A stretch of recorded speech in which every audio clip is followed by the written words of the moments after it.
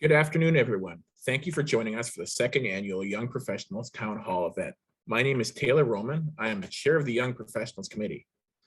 For those of you who are not aware, the Young Professionals Committee, or as I like to call us, the YPC, was developed in 2018 to work on initiatives and recommendations to meet the need of OSET's young professionals, 35 years and under.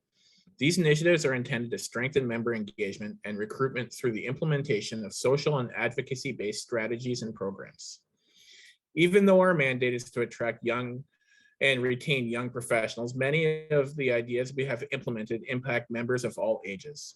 In fact, our committee is comprised of members and representatives of varying ages and professional backgrounds. The YPC understands that to help grow OSET, we need to be receptive to a wide range of perspectives from a diverse group of individuals.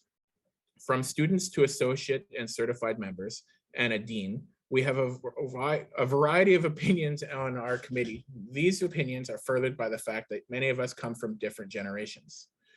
Do you know what I mean when I say generations?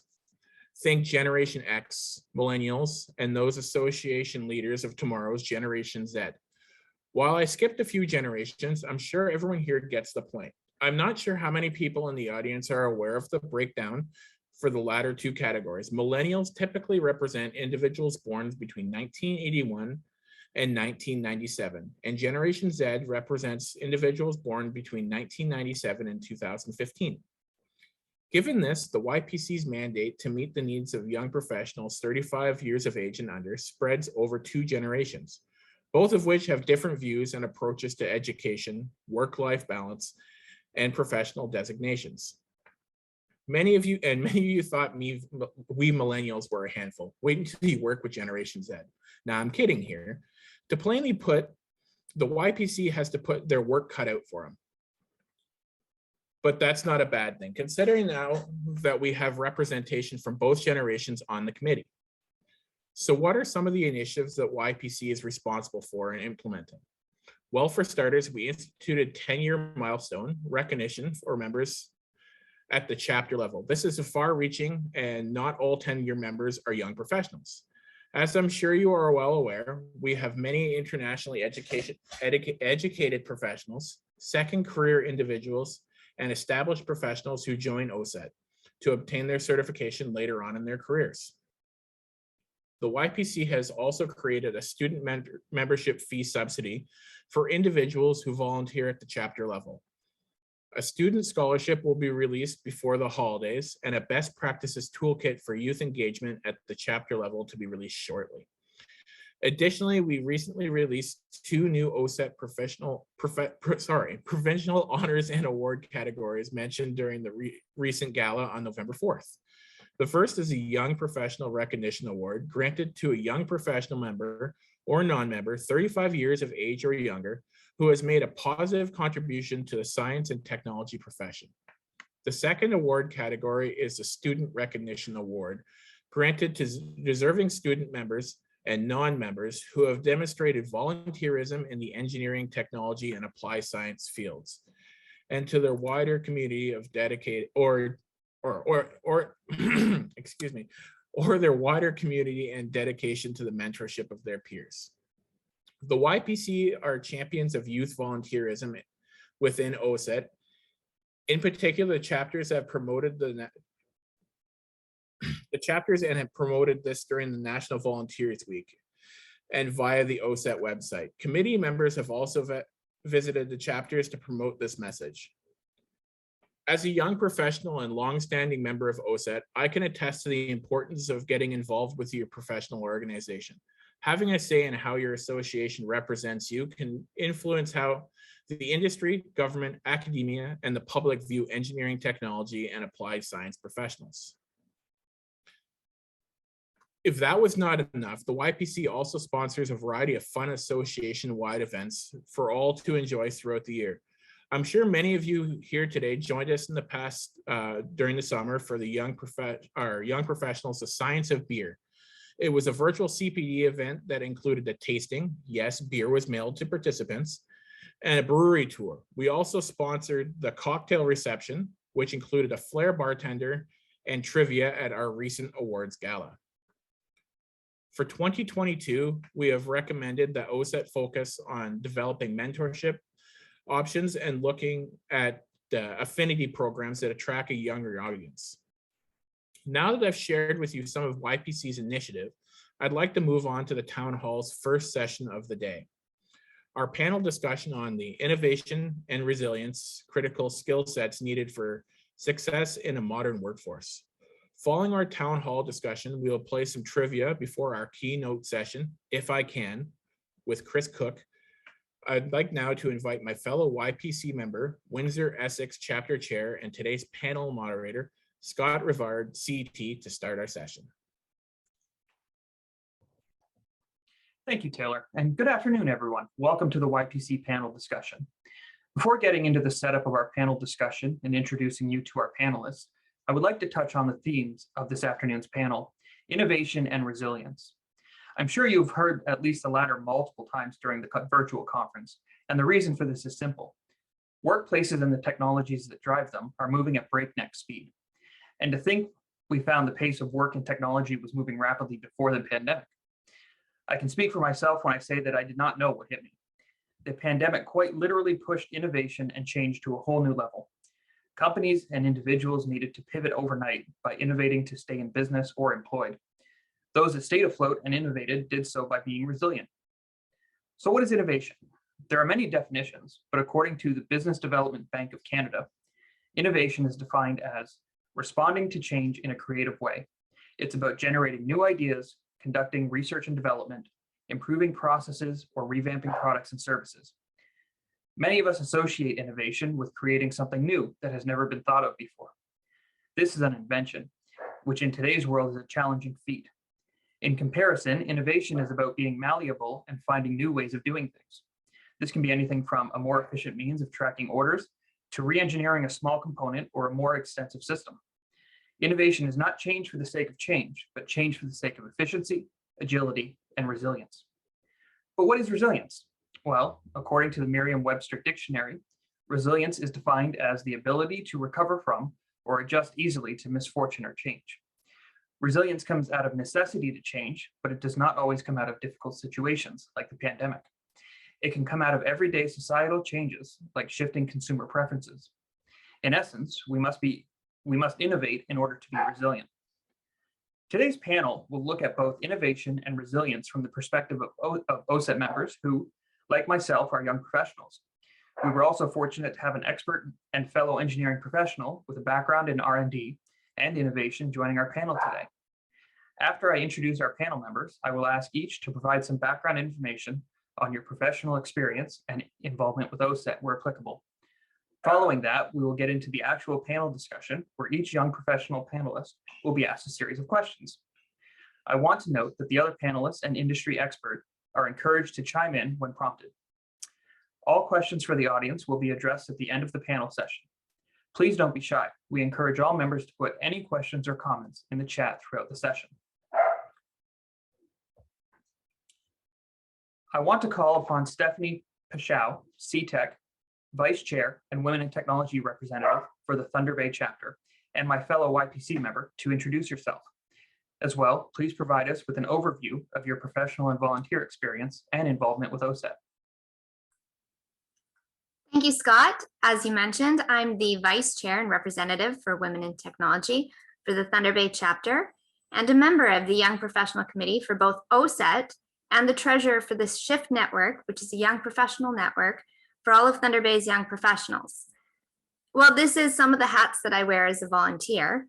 I'm an electrical engineering technician and lead electrical project designer for TBT Engineering, as well as the CAD development supervisor, which covers our many forms of Autodesk software.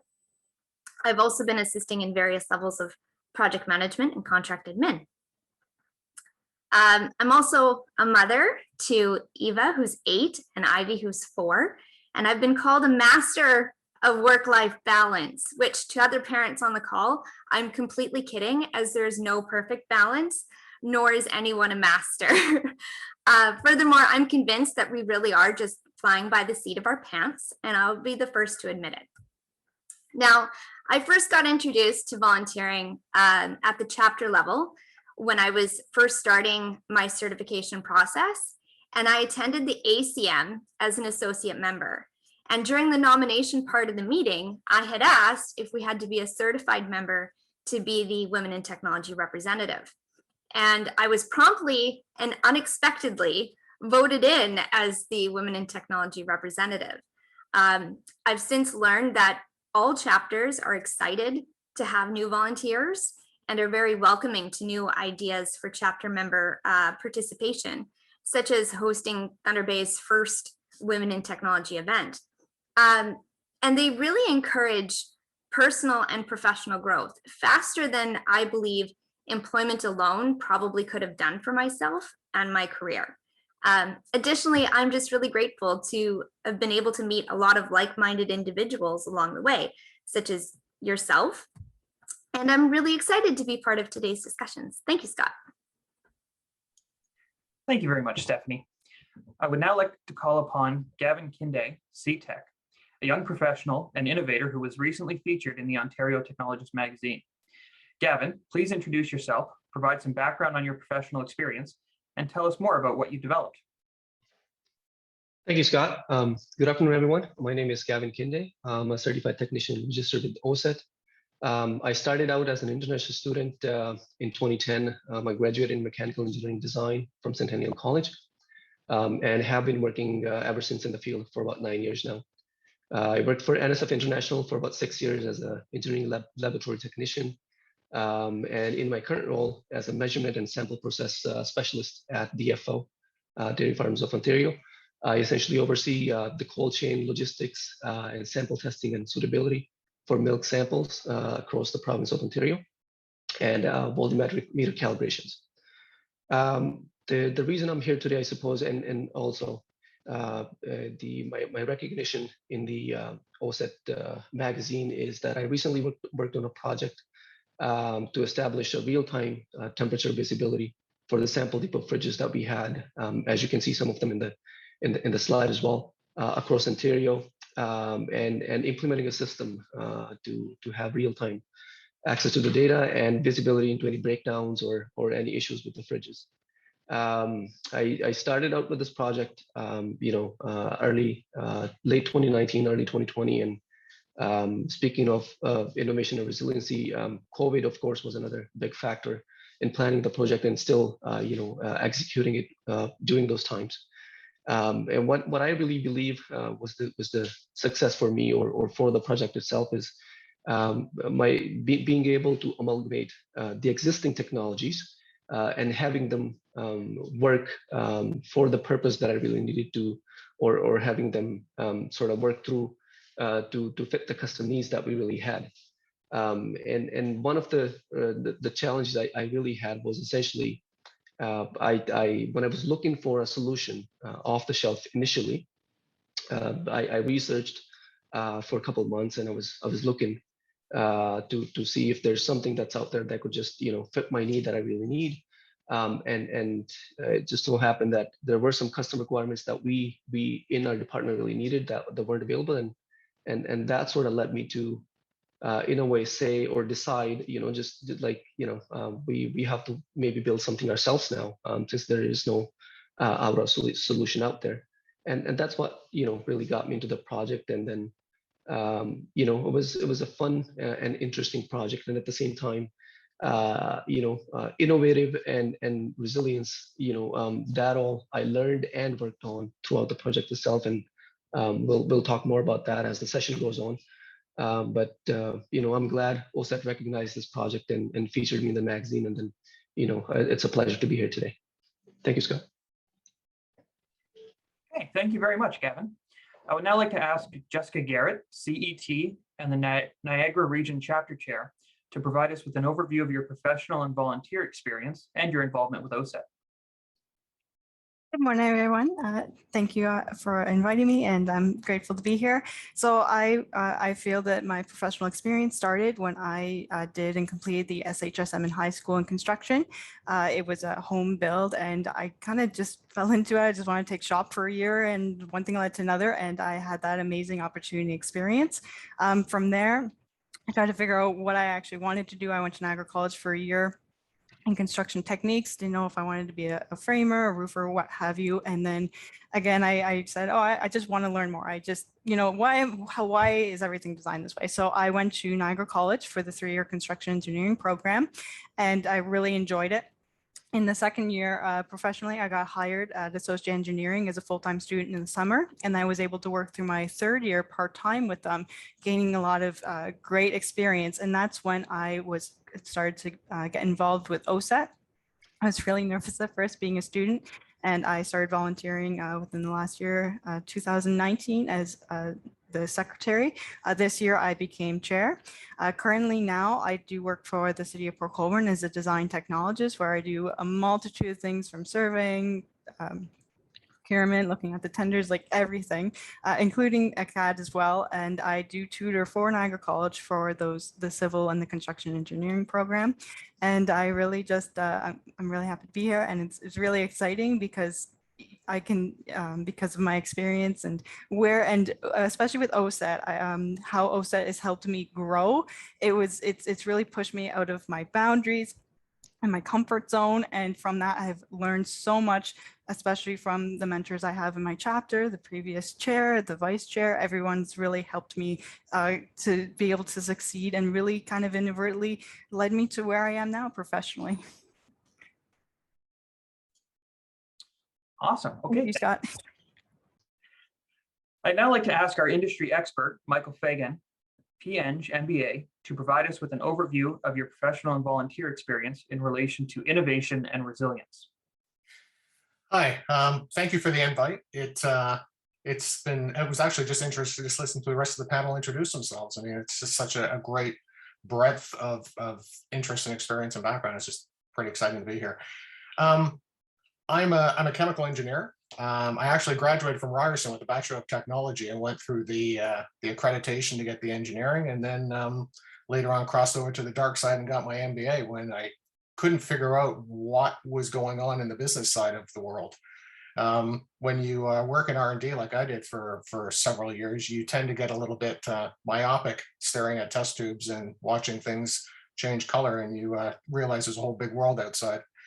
So I basically got into that. I stayed in that for a while, and then, like some of you have been experiencing right now with COVID, the world changes. The company I worked for, there was a big shift in the marketplace. Patents were running out, and all of a sudden there was a lot of uncertainty. So I jumped out of that and started through a bit of serendipity, got involved with innovation. I worked for several years as a managing director at the Ontario Centres of Excellence in Earth and Environmental Technologies. I did a lot of work supporting and mentoring and funding academic industry innovation. That's where I really sort of caught the bug. And it's also where I sort of got, how's the best way to describe it, disillusioned by our focus on, I think, invention, and not enough focus on seeing those inventions get into the marketplace. So being a curious sort, I took a look at why that might be happening. I ended up through a bit of serendipity working with an organization called the Bloom Center for Sustainability, and helped turn that organization into one that focused on being a bridge between those who have problems. I tend to think of the sectors. We did a lot of work in sustainability and food, beverage. And that's hence the pictures that are here right now. That's sort of like a snapshot of what a lot of food companies are dealing with, problems, slop on the floor, bad practices, the challenges of technology, not understanding what they don't know, industry folks not understanding what the sector needs, and hence you get two interested people on sides of a fence and neither one knowing how to talk to the other. We spent a lot of time doing that type of work, and I'm pretty excited by it. So that's basically a really, really short synopsis of what I've done and where I'm at right now. And I'm a huge fan of innovation and organizational change, and looking to see what I can do to help and contribute. Excellent. Thank you, Michael. We feel fortunate to have someone with your knowledge and experience joining us today. Now it's time for the exciting part. Let's begin our panel discussion. Our first panelist up is Stephanie. What do you think companies should do to build a culture of resilience in an organization? That's a great question, Scott. I found that it's important to have a diverse, inclusive, and collaborative work environment where really all views are welcome and where everyone is respectful and where openness is encouraged. It's also important to be mentors and to accept mentorship from others. I believe that everyone likes to feel important and that everyone needs to recognize the uniqueness of each individual and their talents, right? Because you might rely on those talents to help train the rest of your workforce. Employers also need to respect the implementation of new techniques that help employees diversify and grow their skill sets. Additionally, there's an aspect of respecting boundaries when it comes to workloads and employee mental well-being. I'll circle back to the elusive work-life balance, where sometimes it's 80-20 and 20-80.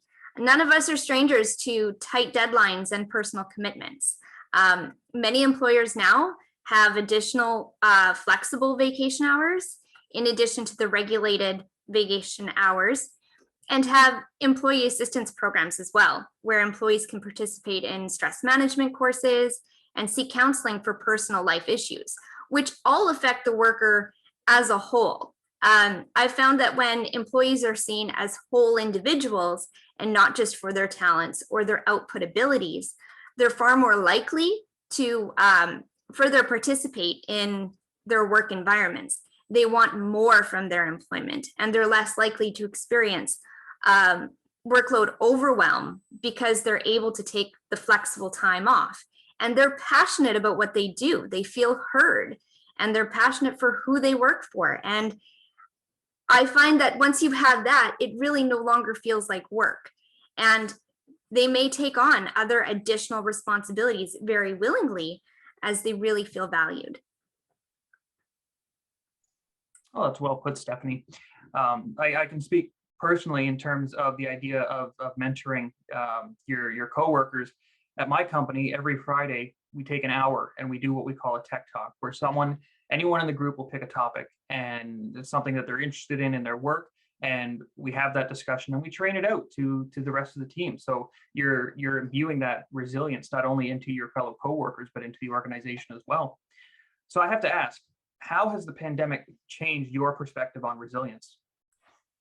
Well, we all saw that many people were experiencing temporary or even permanent losses of employment throughout the industry and throughout, just general employment. Being an electrical designer, I had honestly felt like I might have been the one-trick pony in comparison to many of my other colleagues who have experiences within different divisions.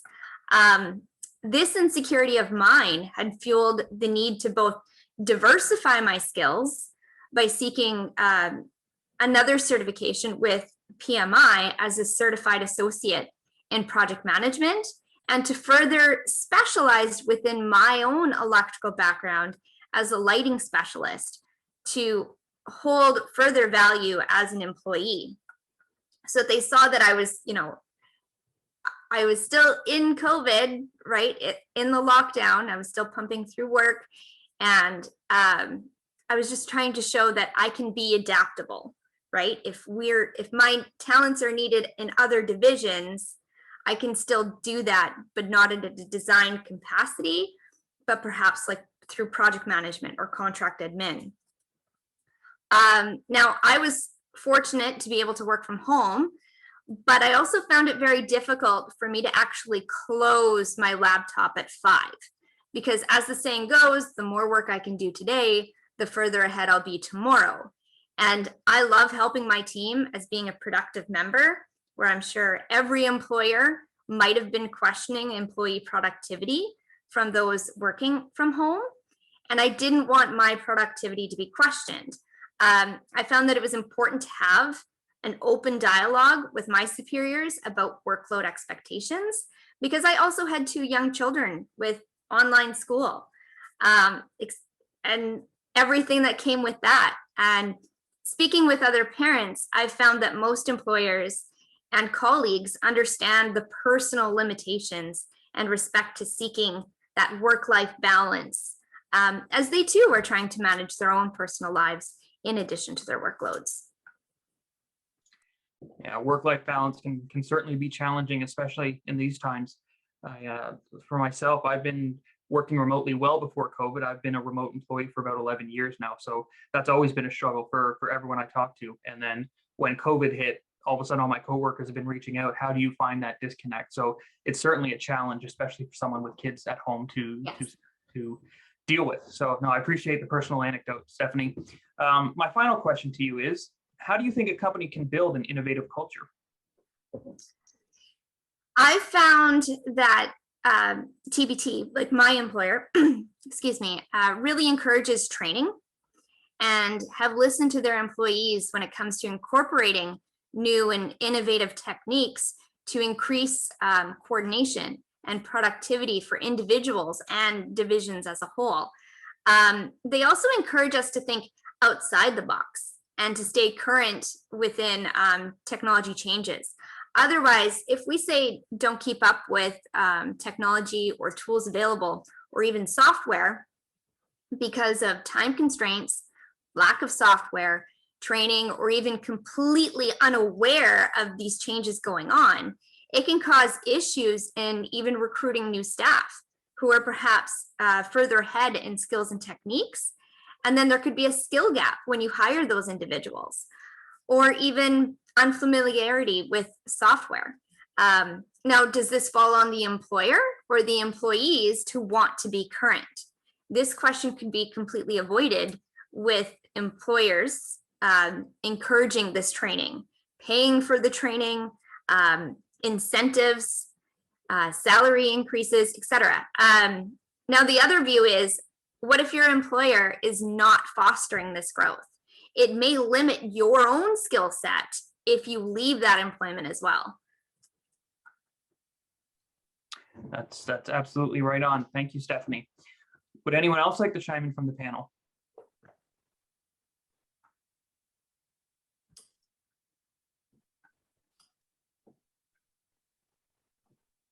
If I could. Yep.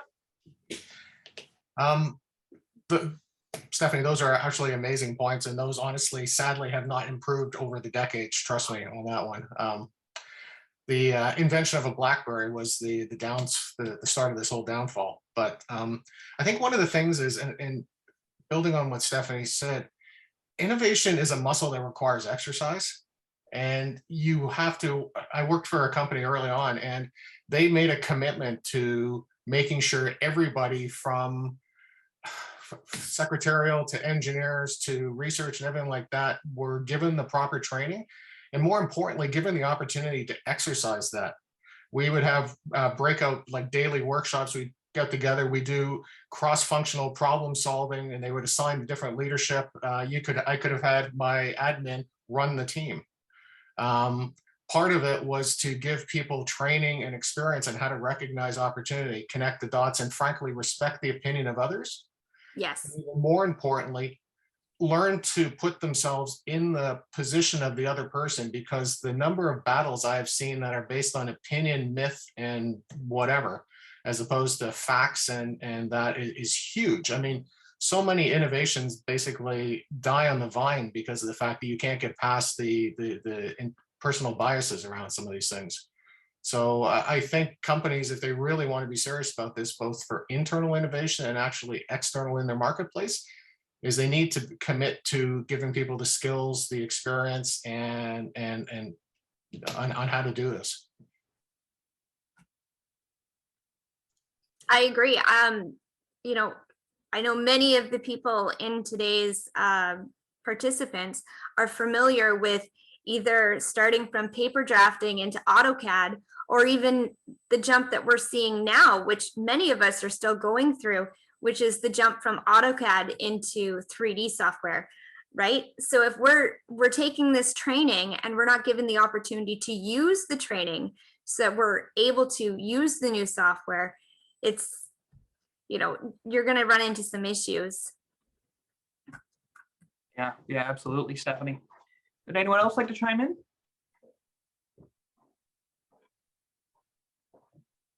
Okay, thank you very much, Stephanie. Thank you. I'd like to now ask Gavin to join us.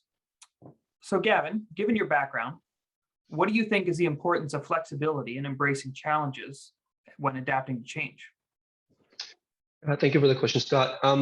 I feel it is very important. It is important to be flexible and embrace challenges when adapting to changes, because essentially, this is what sets us apart as humans. This is what sets us apart from the machines. The ability to improvise, to change, to adapt, to learn and grow. Essentially, we all plan ahead, for various projects or things in our life and in our workplace. But every now and then, unforeseen circumstances happen, and then the original plan it doesn't make sense anymore.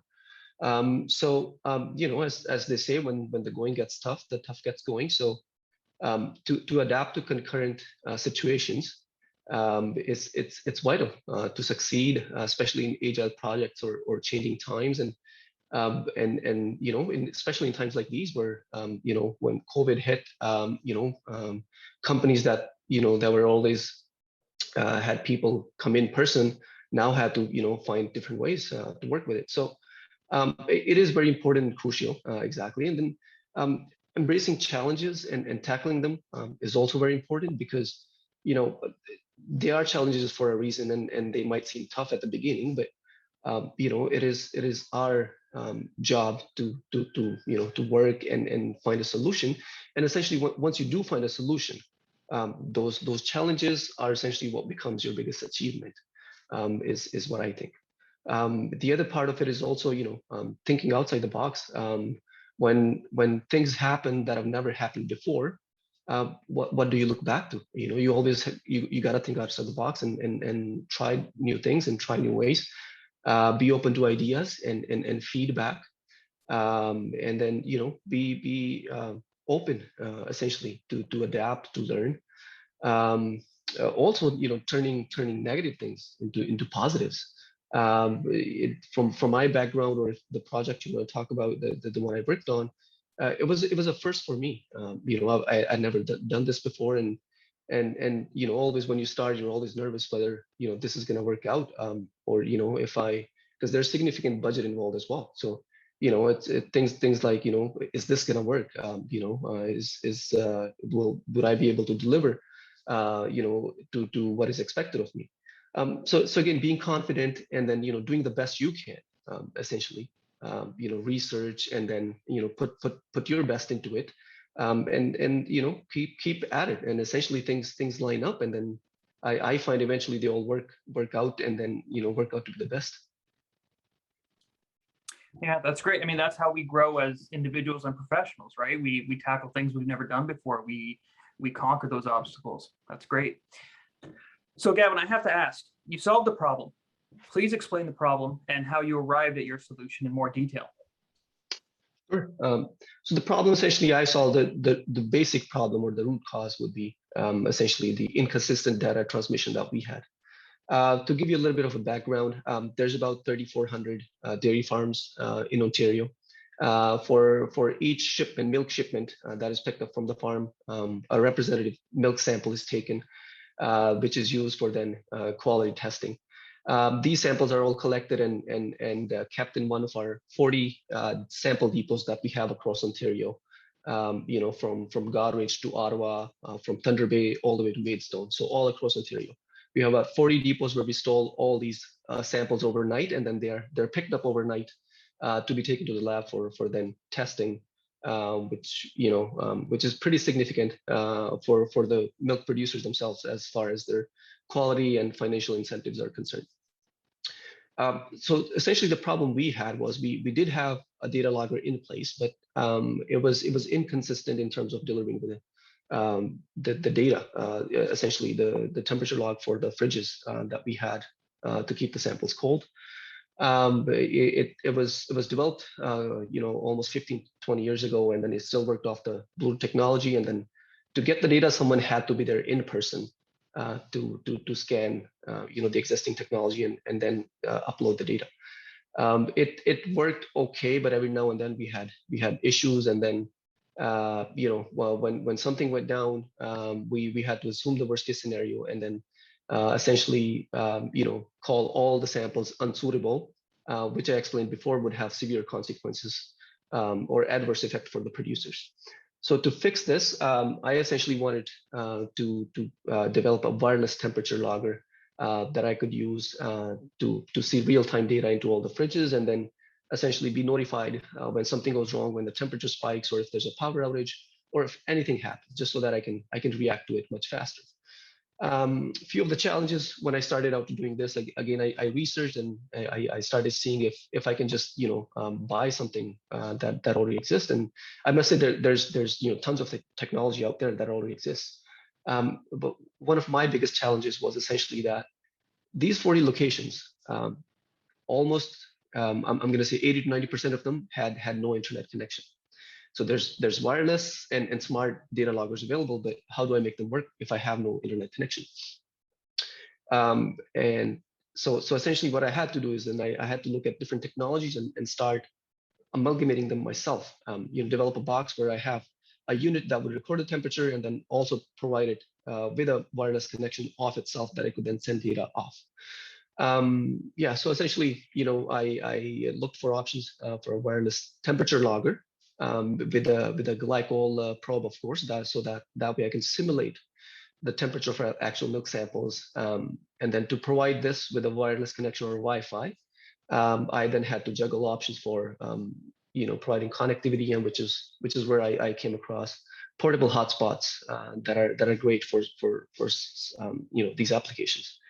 That all sounds good, but then especially in Canada, finding a network that would sort of, we all know what our monthly bills look like for the phones. So to keep it within my budget, I really had to find, a solution that would fit my budget. And then again, I wasn't going to be using much of the data, but then a lot of the plans when I inquired with different carriers were pretty expensive. Now, I did have help here where we do have a corporate a program with one of the carriers, and then we were able to work out a few things. But then again, that was another challenge that I had to tackle, where I had the help of other people within my organization that worked, and I'm very glad. It would have been impossible without my management and all the other facility maintenance manager if without their help. So I have the box now. I have something that works for most of the part, but I also now have locations where I don't have any cellular connection. If I don't have a cellular connection, the portable hotspot it does nothing. It's not able to generate a Wi-Fi. To tackle those, then I had to start looking into cellular signal booster technologies and stuff like that. And then, one thing again throughout the project is I was lucky enough that my management really backed me up, and they supported me throughout each step. So I was able to, purchase, try out a few of the technologies that I was interested in, and I thought these ones would work. So then essentially what I did was I developed a prototype, assuming the worst case scenario or a depot where I know, say, there's no cellular network, there's no, there's going to be the biggest challenges. So I developed a prototype, got in my car and essentially drove to each of these depots myself, recorded all the data and feedback that I could get, what works, what doesn't work, what's the strength of the signal at this depot, what length of cable am I going to need? Is there an extra plug available for me to plug in my unit? And then, if I am going to mount the cellular, booster antennas, again, then I have to work in, with the depot owners and make sure they're okay with that. At the end of, they're the owners, so they have to be in line with us to install this. And then how, would I get this installed, and how am I, where do I mount it on the fridge and stuff like that. So I think so researching all that, being there in person, doing it all myself, and recording all that data. I think that actually really helped me when the deployment actually became real, when the time came in to build all these boxes and to go back and install them all. And out of these all, these were all the things you could put on a paper, and then you could say this is how this is all going to go. And then COVID hit. I'm not in the office anymore. I'm working from home, and then then what do I do? So essentially, then it comes back to being able to adapt, being able to being agile. So then essentially boiled down to where I ordered all the supplies for the this project, and then they got them all shipped to my home, and then I would build them all at my home and then get them ready. And then as soon as I have a certain set ready, I would jump in my car again, go back to all these depots, and then start installing them, and then seeing how they perform. And it's been almost 2 years, I'd say, and then it's so far it's all been working great, I must say. Well, certainly no shortage of obstacles you had to overcome there. That was a very innovative solution you came up with. So Gavin, can you please tell the attendees here today why problem solving is such an important skill? Yeah, sure. I think it's a very important, and I assume it's a very basic skill for all of us. Regardless whether it's your personal life or professional life, we come across problems every single day. Of course to a different magnitude, but small or big, we always have to make decisions and solve things in our day-to-day lives. And problem solving is essentially just carrying on and tackling all these hurdles with analytical and creative thinking. I think it is important because then you learn as you solve problems. It's the best way to actually understand a problem and then grow. It is also important because it's such a employable skill. When you demonstrate you have the problem solving skills, you're essentially demonstrating to your employer that you have all those abilities. You have the ability to prioritize, you have the ability to plan and to execute, the ability to work under pressure, and that essentially, once you demonstrate those, I believe that earns you credibility and respect at your workplace, and possibly opens up doors to growth. In my case, as I mentioned, there were several problems, but then I just keep at it and then keep going after them one by one. And in my specific case, it was more of technical and creative problem solving skills that I gained throughout the project. I had to define the core requirements and then avail the existing technologies and then have them all work together, and then build these things myself and then install them myself. Essentially, so the project is as crucial to me as having a baby, essentially. And just a fun side on the things, I do graphic design just as a hobby, but when I had built the unit itself, and then I had to make a design for it to how it's going to look, how the print is going to be on the top. I learned Adobe Illustrator software just for that within 2 days. Not to an expert level, but to the level that I really needed. I did it all within 2 days and came up with the design, put it on, and then had the supplier print it for me. And then those are sort of things. There's so much space to learn when you come across problems. Fun fact, at one of my workplaces, every time someone would say the word problem, they actually sort of said, it's not a problem, it's an opportunity to learn, essentially. So it was all great, and then that's why it's sort of such an important skill to have. Yeah, that's great, and that's a great way to look at it, right? Every problem is just an opportunity. So thank you very much, Gavin. Would anyone else from the panel like to chime in?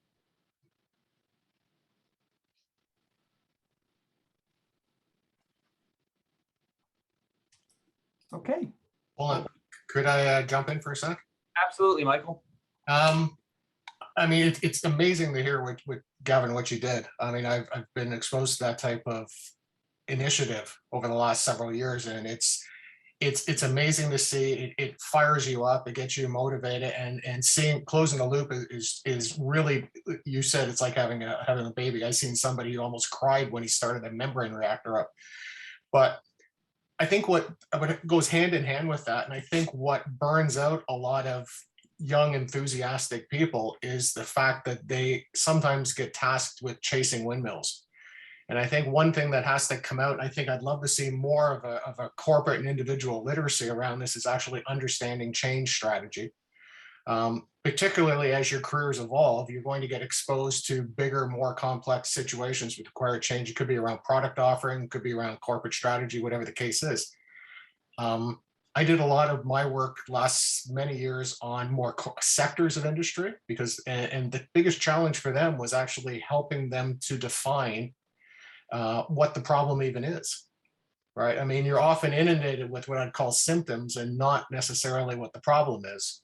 And the other part of it is you could have a problem and it's defined and articulated differently depending on who it is. Is it finance? Is it marketing? Is it sales? Is it technical? Is it the business development guy? Is it the poor person who has to bolt this substandard thing in?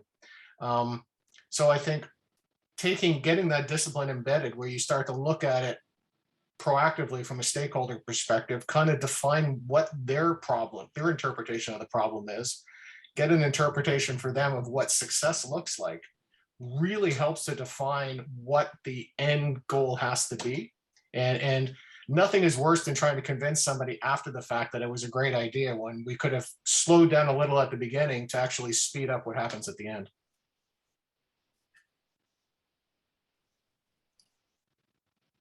Yeah, those are great points, Michael. Thanks for jumping in there. Okay, thank you very much, Gavin.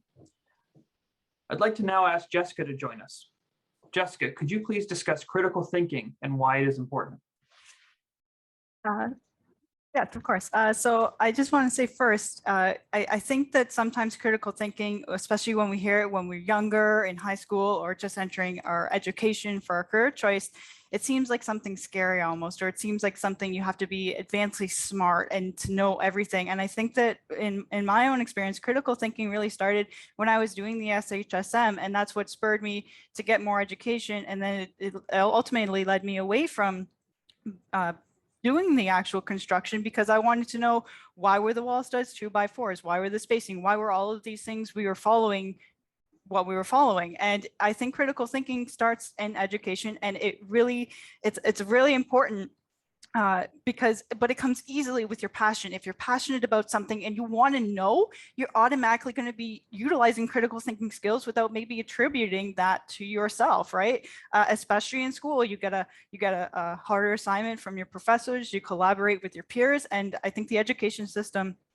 in Niagara Falls did a great job because you're always constantly doing that, and it's crucial. And I think it's not just critical thinking to to find a solution. Sometimes it's the analysis and the evaluation of what you need to know to be able to get through that process to finding a solution. And being very young in my career and having all my experiences, a lot of my critical thinking was, what do I not know? And asking those questions to clarify, okay, well, could we just do this? Or is it not, or is it something that's not applicable because I just don't have the knowledge? And sometimes that's a great asset because sometimes that outside of the box thinking does come from perhaps someone who doesn't have enough experience and just thinks this random thought, well, could this work? Does it work? And then that's where all the critical thinking comes in.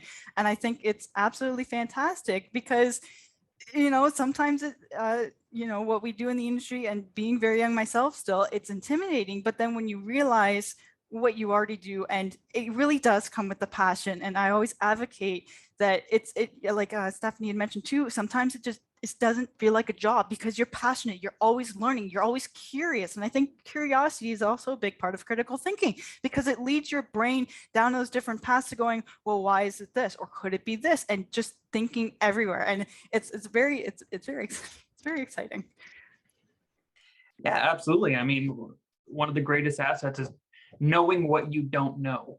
And I think I could speak for most, if not all, of our OSET membership, in that we got into our respective industries and we became technicians and technologists because of that drive, that need to know not just why something is done, but how it's done, right? So that's great. Thank you very much. It was very well thought out response. So I have to ask, why do you feel resilience in the workforce is important? Keeps us going forward. Resilience is key to everything, not just in the workforce, but also in our own personal lives. And if we are not resilient, what happens then? Do we just, you can't really stay stuck, and especially with everything going on in the world right now and how all of a sudden we're working from home and we're doing all of this stuff, it's almost sometimes it feels like it's not even an option. You have to be resilient to upgrade your own life, to make your own life better. And sometimes and you just have to, or it's, it's it's so exciting, because with the resilience, with the critical thinking, with the innovation, and being young, there is so much that has changed, and there's so much that's changing. And we can look historically, these jobs weren't in existence, right? And due to technology and due to resilience and innovation, this is why we're here. And we're still seeing constantly day to day from everyone's experiences that there's new jobs being created, or there's new skills that are required. Like it was mentioned, Revit to Autodesk, right? And 2D to 3D, and the advantages and the innovation to go, okay, we used to do it this way and have all this additional work, but now we can comprise it all. Like even in the tendering system, moving to bids and tenders, all that compacts into one system and eliminates some of the other, the time management and everything like that.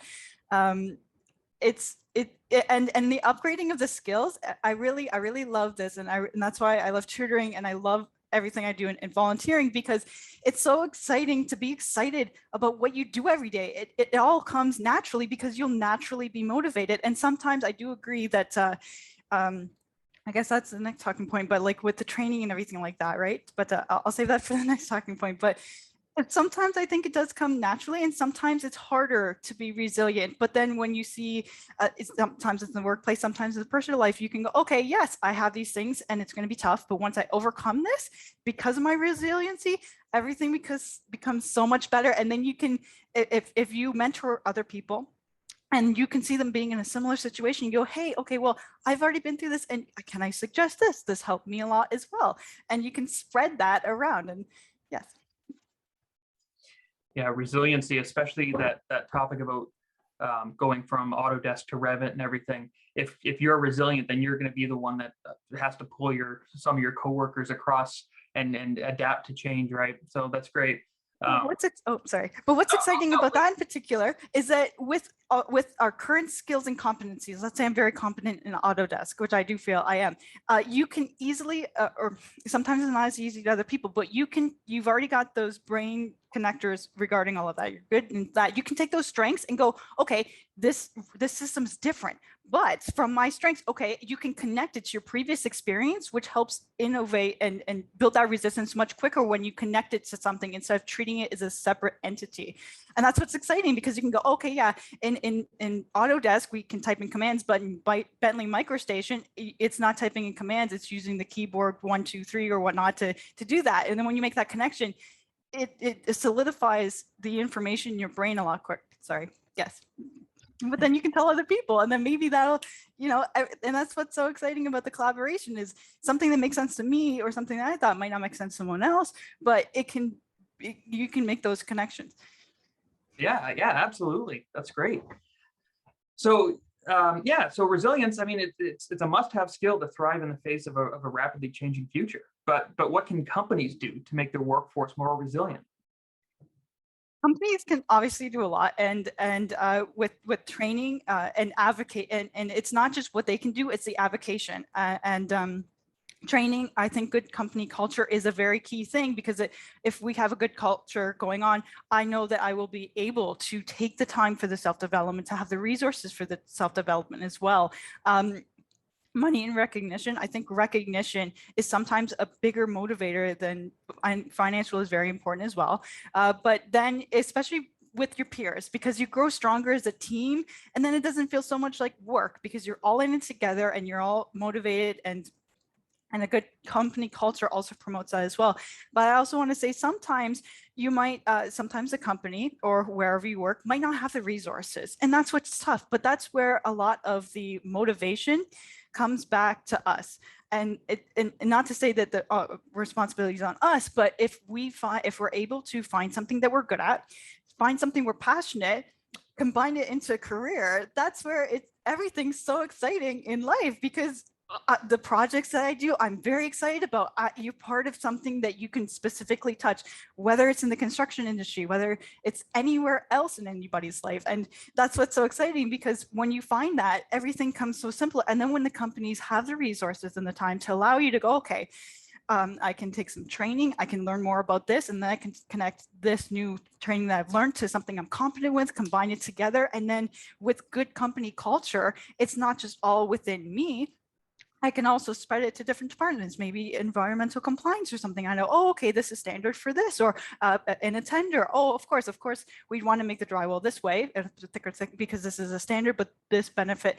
And that's what's so amazing about now virtually as well, even on even working from home and everything like that. We have such an access to be able to share our experiences, because I have a lot of from the SHSM, but that experience helped me in college, because then I was able to easily read the blueprints, and then I can easily show students, hey, well, it's like this, just off of memory. And that was a great asset to me. And all your past experiences, that's beauty of life, is because your past experiences might not be directly tied into what you do now, but it can be tied into everything else indirectly from the knowledge you acquired. But sorry, yes. Oh, that's great. And I mean, I have to smile at the note about Revit there, because back when I was in college in the mid 2000s, Revit was just it's just coming onto the scene, right? And there's been a lot of push and pull and hesitancy in the industry to adopt it. And now everyone's scrambling, and it's now becoming mainstream, and everyone's having to take that mindset and shift from a 2D working environment to 3D and adapting that. And it's all about collaboration between different companies and everything now. So no, it's exciting to hear all that. And it's exciting too, because you can take it and go, it's exciting for moving from 2D to 3D, because all of a sudden you draw a line in Revit, it's a wall, it's already got all the quantities, and then you go, you're so excited because it used to take forever doing it in an old way. Now we move into a new way and you save time. Yes. It changes your mindset. It gives you the skill sets and the competencies and ultimately the confidence, right? So that's great. Would anyone else from the panel like to add in their thoughts?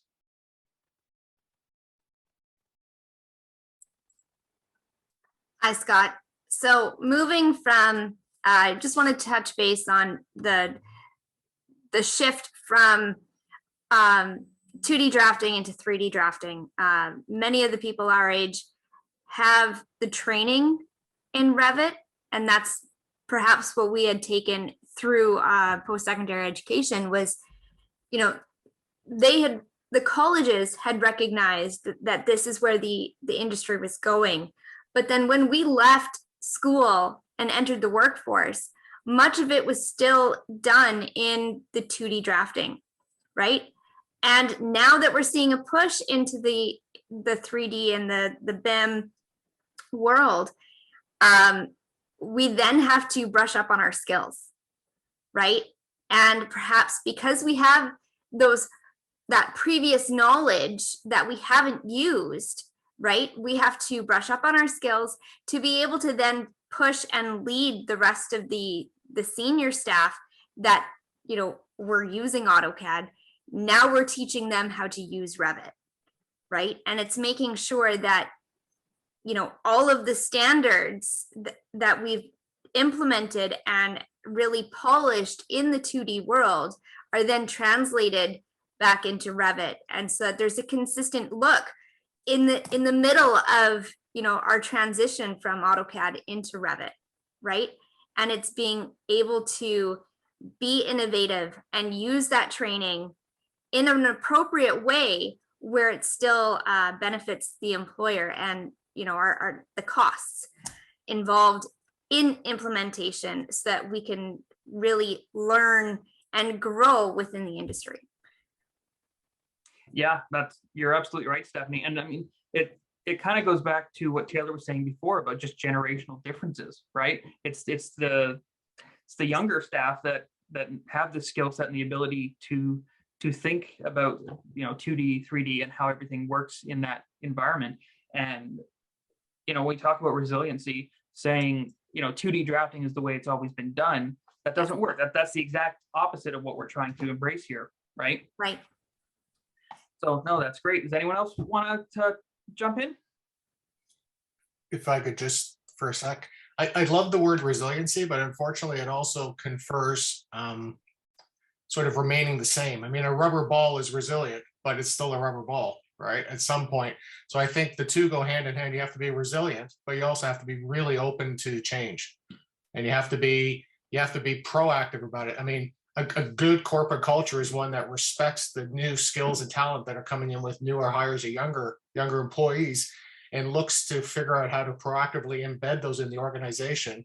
And by the same token, teach older experiences that people don't, you don't want your staff to have to keep rediscovering stuff that's part of the corporate knowledge base. So a really good organization is one that sort of embeds those two philosophies, I guess, two sides of the same coin.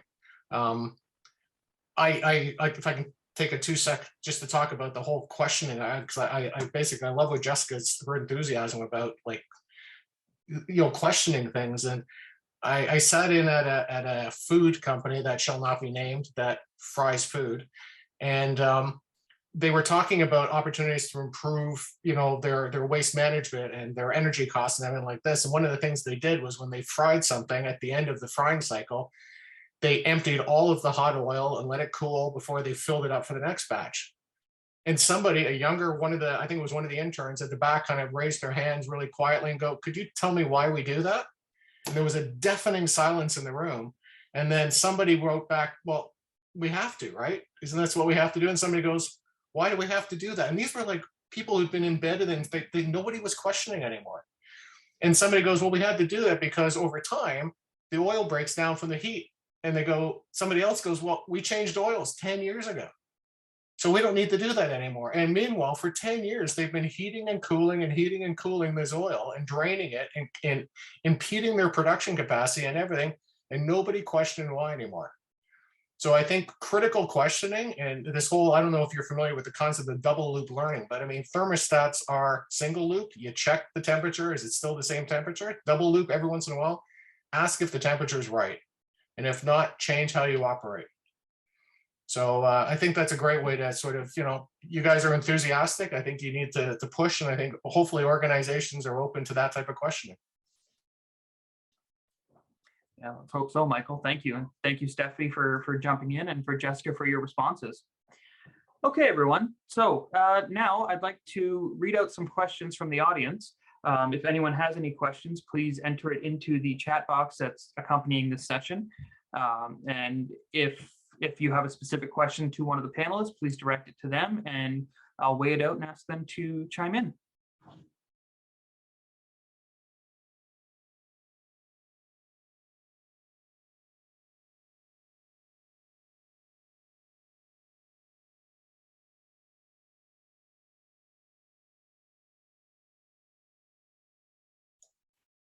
I'm just reading through some of the comments so far.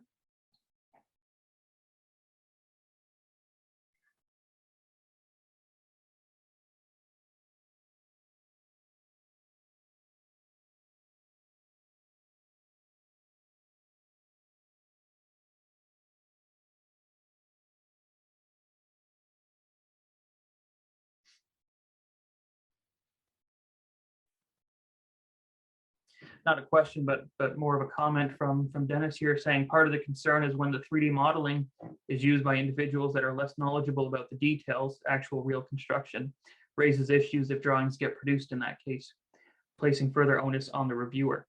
So I think that's, I think that would lend itself to more teamwork and collaboration between, your modelers and your senior staff, and making sure that everyone is fluent, knowledgeable, and on the same page there.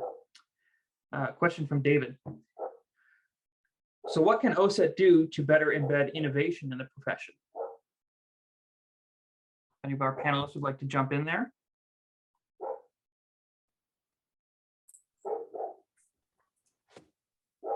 Go ahead, Stephanie. Yes, I'm wondering if there's an opportunity for OSET to partner with Autodesk.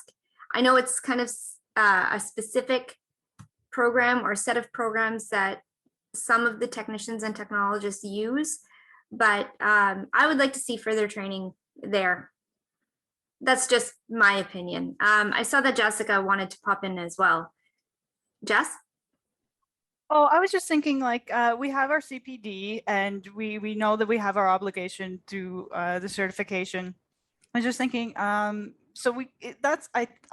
that's kind of innovative, because as memberships we hold ourselves to that, and we have to do those things. But maybe it's something within the membership, or it's just more more talks like this, talking about how we can be innovative, how we can spur that growth in our own industries, or maybe it's just talks like Gavin had done, where it's like, oh, hey, this is really cool innovation that happened, and this is how we did it, just to spur, okay, there's the process behind that. Now, are some of the key things that he did in his process maybe applicable to me? Maybe that's in just the promoting innovation through ideas and through experiences and through getting people excited to be like, oh, this is all really cool, which we also do as well already, but maybe just to promote that a bit more, or maybe innovation idea of the month, or maybe there's a specific innovation column. I can't remember if there is one already in the magazine or whatnot, but just showcase that and just keep on promoting, because I think that you increase innovation with its promotion, not its advertisement, but with its promotion and with the excitement behind what's currently being innovated now. Yeah, that's great. And, we think about this, and I mean, even just this panel has brought, it sounds like several users together who have used Revit, Stephanie, Jessica, myself. It would be a good use for OSET to foster innovation by creating communication channels between members of similar disciplines or of interests, whether that's a discussion forum or more social or informal events, so to speak. That reminds me of when I was trying to troubleshoot stuff. Autodesk has their own kind of forum, and I'm sure all the other companies. That sounds absolutely fantastic, because then it's more of a community. It's not just everyone across, perhaps, but it's OSET members. Maybe it's even done through a quick and easy portal, and there's different topics to say, oh, any questions about this or any ideas, then it's shared with oh, that's very exciting. Well, I think about that because if I browse a user group or a support forum, it might not be specific to our region, our province, our climate. Whereas if there's a discussion that can be had amongst our members internally, it's similar circumstances that we're all faced with. So David also asked, what about CPD courses on innovation? Would we find that useful?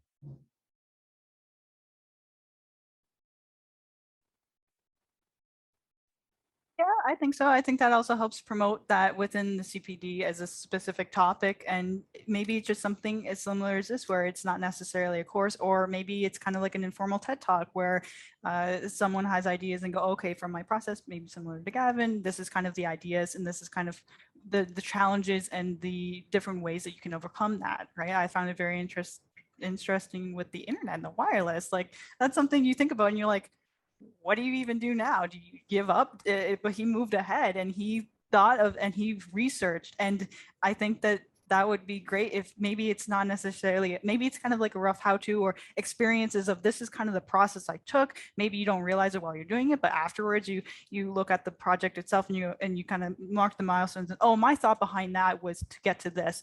And that was the thought process. Because sometimes, being a young professional, you enter this totally new career and you're just fresh out of college and you have all these ideas and this kind of knowledge, but then you go, well, what actually happens in the real world?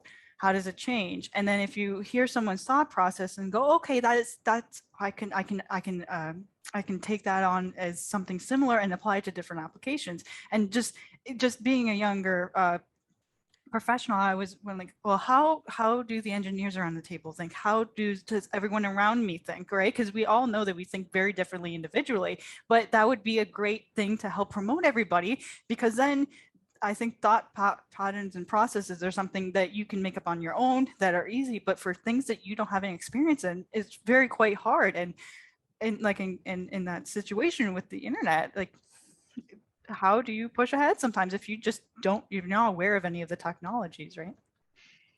Yeah, absolutely. So instead of maybe just a general discussion on innovation or how to be innovative, we have OSET members come in and give examples, because maybe it's not specific to your discipline, Jessica, but it's an example of critical thinking and problem solving and overcoming obstacles that maybe you can take some of the thoughts and apply that to your discipline and your respective work.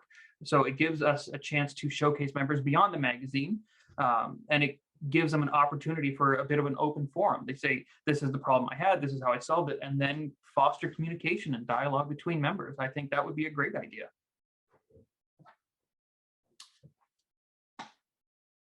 Okay, what else we got here? All right, from Costas, how do you bridge the gap between innovating processes, external constructs, and the old way of doing things? For Michael, based on his experience from working with a variety of companies and industries.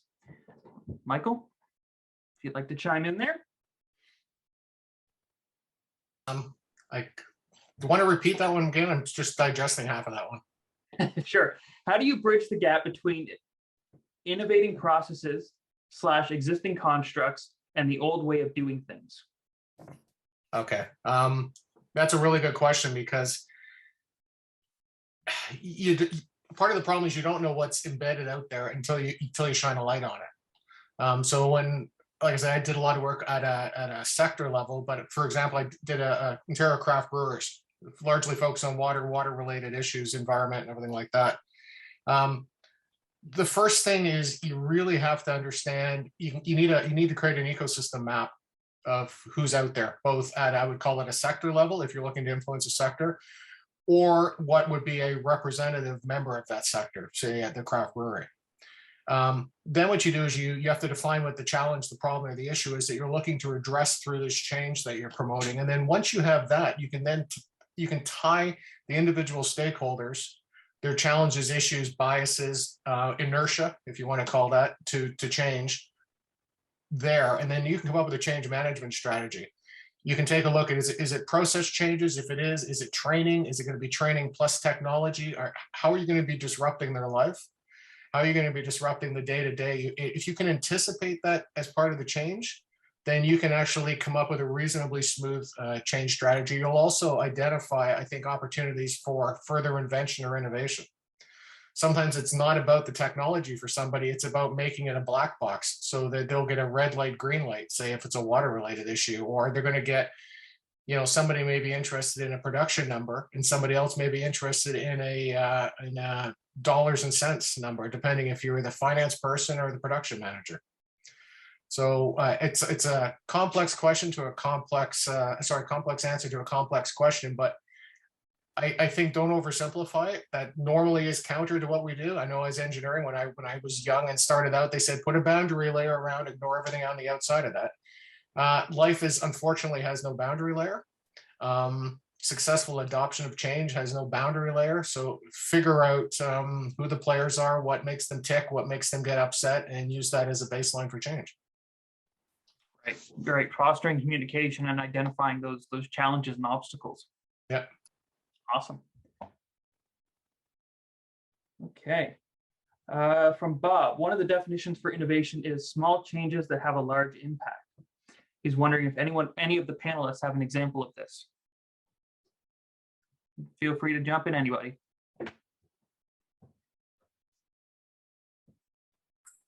Can you repeat the question? Yep. Small changes that have a large impact, if anyone has any examples. I'm going to say giving the opportunity to hold space for others so that perhaps they can share their idea, because sometimes it's the small voice that can change an entire process, right? And it could be that they have an idea, but they're scared to share it because it could lead to a very large change. So giving space to those who may have an idea and making sure that they feel heard. I wonder if sometimes people are afraid to speak up because they're afraid to maybe show a weakness or maybe acknowledge that they don't know something. So just fostering that camaraderie and acknowledging that there's no such thing as a stupid question. Exactly. Yeah. Jessica, did you want to jump in there? I saw your camera go on for a second. Oh, it wasn't really that good of an answer, but just in terms of personal life, sometimes, as we mentioned before, how hard it is working from home. Maybe a small innovation, as I've tried to do in my life, is making sure you stick to a rule that you turn your laptop off when you need to stop work and you cut that tie. Because it's hard to do, right? But guilty. Yeah, same here. I sometimes do it, and sometimes I don't. But that's a small change, and I think that sometimes outside of work, there's a lot of small changes that if we have the time to self-reflect or to think, oh, okay, I could do this, or setting those boundaries might just be, to me, sometimes it's been a huge innovation in my life. It's hard, it's a simple thing, but then you see the effect afterwards and you're like, okay, now I can stop ruminating, thinking about work, or when I do, is it to come up with a solution for tomorrow to make tomorrow's work day better? Who knows, right? But I always think of that as, okay, the little things I can do in my life, the little tweaks, if I can kind of catch them, it makes a big difference. Well, it certainly improves your work-life balance, right? Yeah. That's a good point. As I mentioned, I've been working remotely for 11 years, so this pandemic is not new to me, unfortunately. And one rule that I had to teach myself, as Stephanie and Jessica have mentioned, is, when you're working from home, it's hard to have that disconnect. What I did is I took Outlook off my phone. So when I shut down at night, I don't check emails. If I wouldn't hear the ping go off, right? And maybe that's not professional innovation, but it's certainly an improvement in your work-life balance, and that's a small change to make.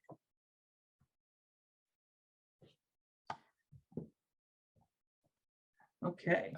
Can I, Go ahead. can I give you a sector example, which is absolutely, I thought it was hilarious at the time. But anyway, so I did a bunch of work with the craft brewery, and a lot of the craft brewers were being provided with massive hundreds of thousands of dollars worth of fines and fees for wastewater going down the drain.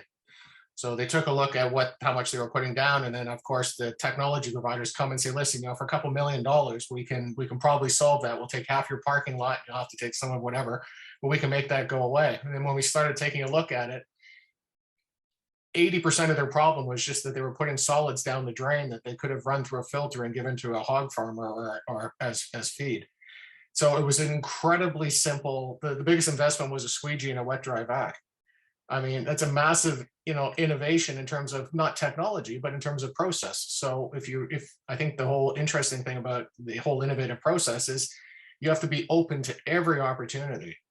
If you come in with a technology bias, you're going to be trying to push technology. I think, it doesn't have to be that. It could just be training. It could be this, it could be something else. It's all part and parcel. I think the definition for me of innovation is connecting a whole bunch of dots together to change the status quo to something that's better. And those dots can be invention. They can also be just, different ways of doing things.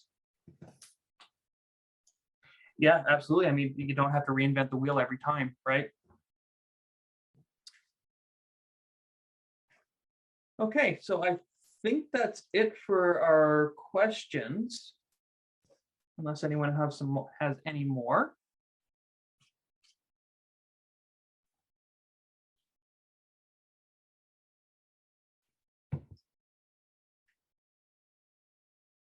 Okay, not seeing anything come up. So I'd like to thank all of our panelists for their insight and participation, and our audience for attending and providing feedback and asking questions. I'd like to now hand the floor back to the YPC Chair Taylor, who will be conducting our trivia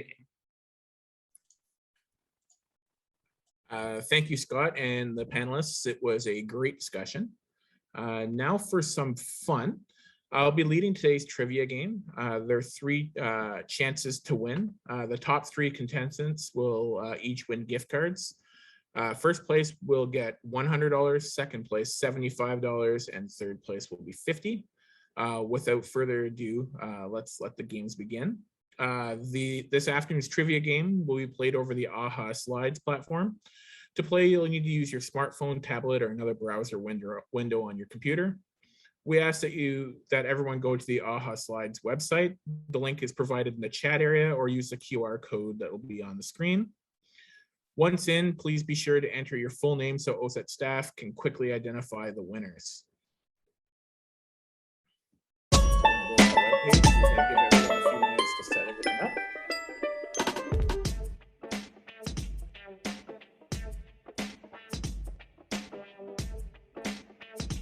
Okay. The game consists of a mishmash of inventor-related trivia questions that'll be displayed on your screen. I'll read out each question. Contestants will have 15 seconds. They'll select and submit their answers. Points are awarded based on speed. The faster you answer the question, the more points you'll get. While it may be tempting, participants are asked to refrain from looking up the answers online. If you don't know the answer, take your best guess. The top 3 contestants who get the most questions right will win. Now let's get started.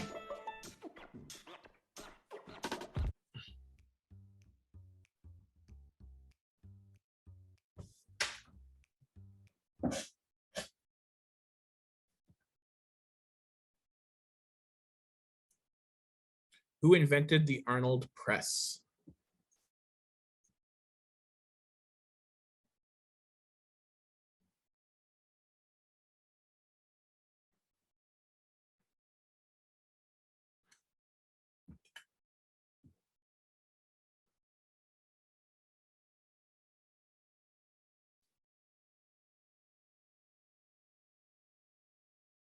Who invented scissors?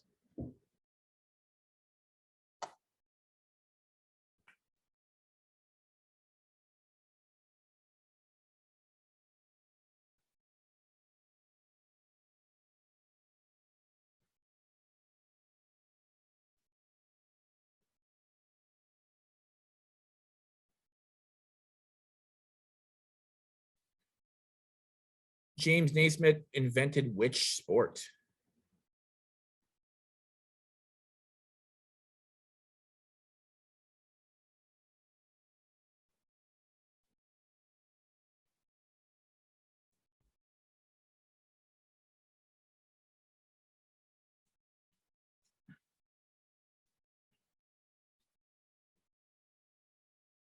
Which ancient civilization invented the durable substance which was then known as opus or concrete?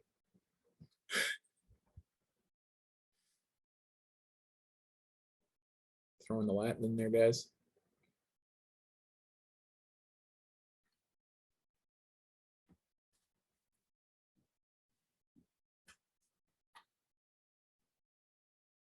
The mousetrap was invented by?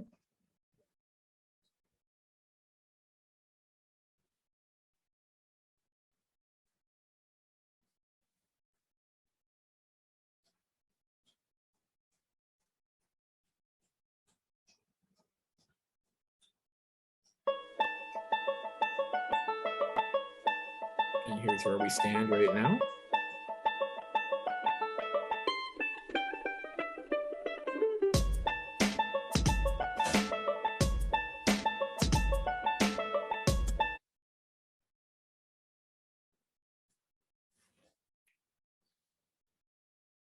As early as 3000 BC, Blank had developed a technique for making paper from the pith of the papyrus plant.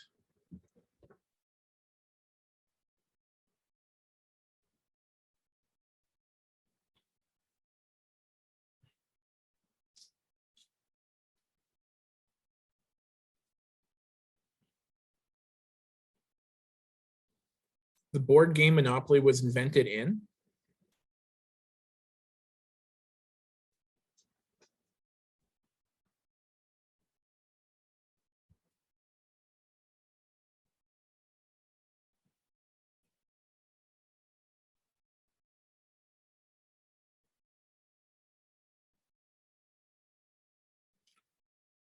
What did Charles Hull invent?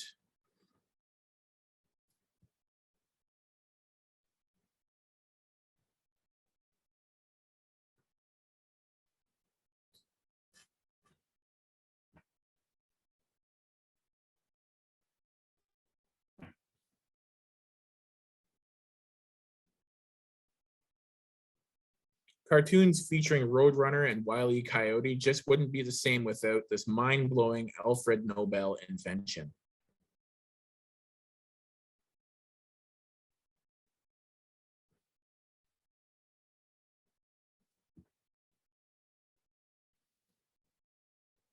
Question 10, we're halfway through. Although Leonardo da Vinci was well known as a painter, sketches he made in the 15th century were a precursor to the invention of which aircraft?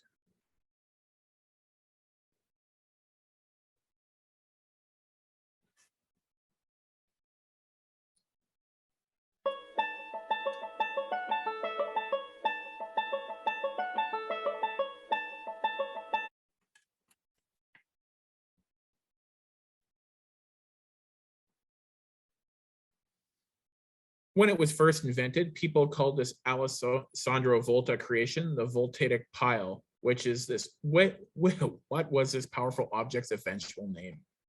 Sorry.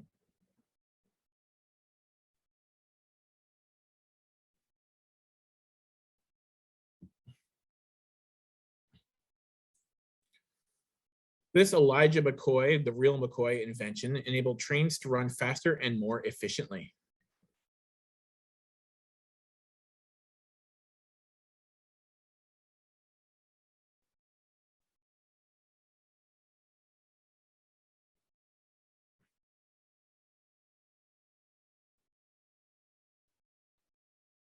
In which country was the first patent for color television processed?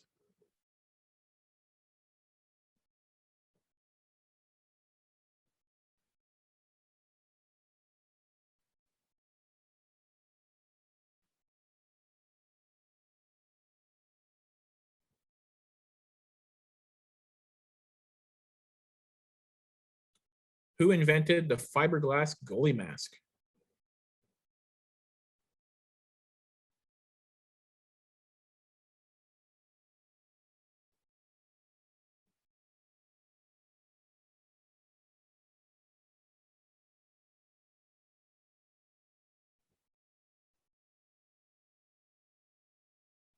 Silk, one of the oldest fibers, originated 6,000 years ago in this country.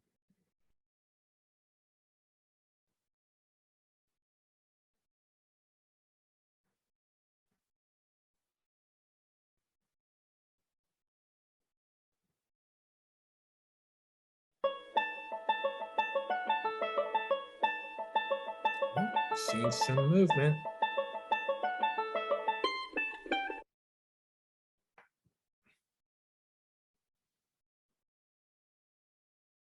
True or false, the CN Tower's glass floor can hold the weight of up to 35 adult moose. It's a lot of moose.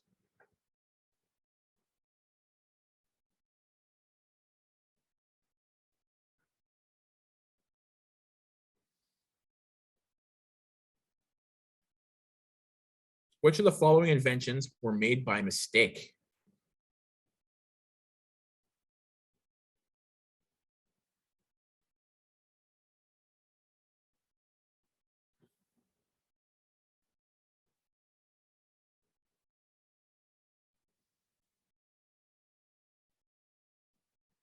Which car manufacturer invented the seatbelt?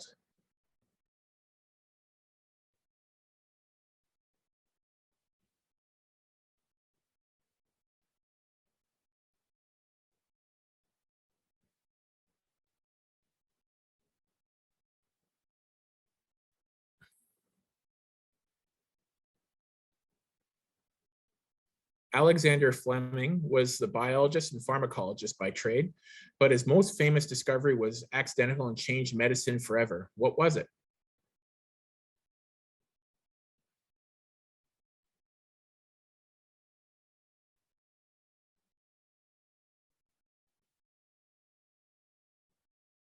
And our final question.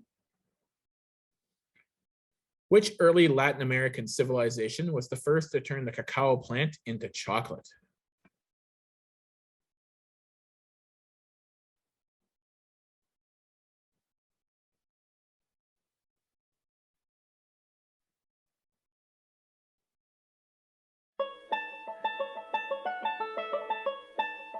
Alrighty, and our final leaderboard.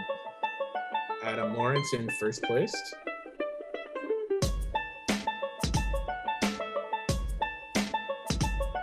Albert in second and Scott in third.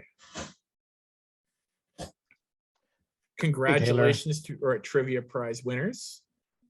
Sorry, I'm just going to quickly note that one of the questions, actually, this is Costas talking, that basketball question, the correct answer was basketball. With, okay, I thought so. Yeah, it wasn't cheese rolling, even though I was excited to select that one. But I will recalculate the totals. Chances are it doesn't make much of an effect. But please do. Just as an FYI, so everybody knows. All right. So winners can expect to receive your prizes in early December. I'd like to thank everyone for attending the YPC Town Hall panel discussion and trivia. Before we part, I'd like to remind you that our keynote speaker, Chris Koch, will be starting at 2 p.m. If anyone understands resilience, it's Chris. I recommend all to attend. Thank you very much and have yourselves a wonderful day.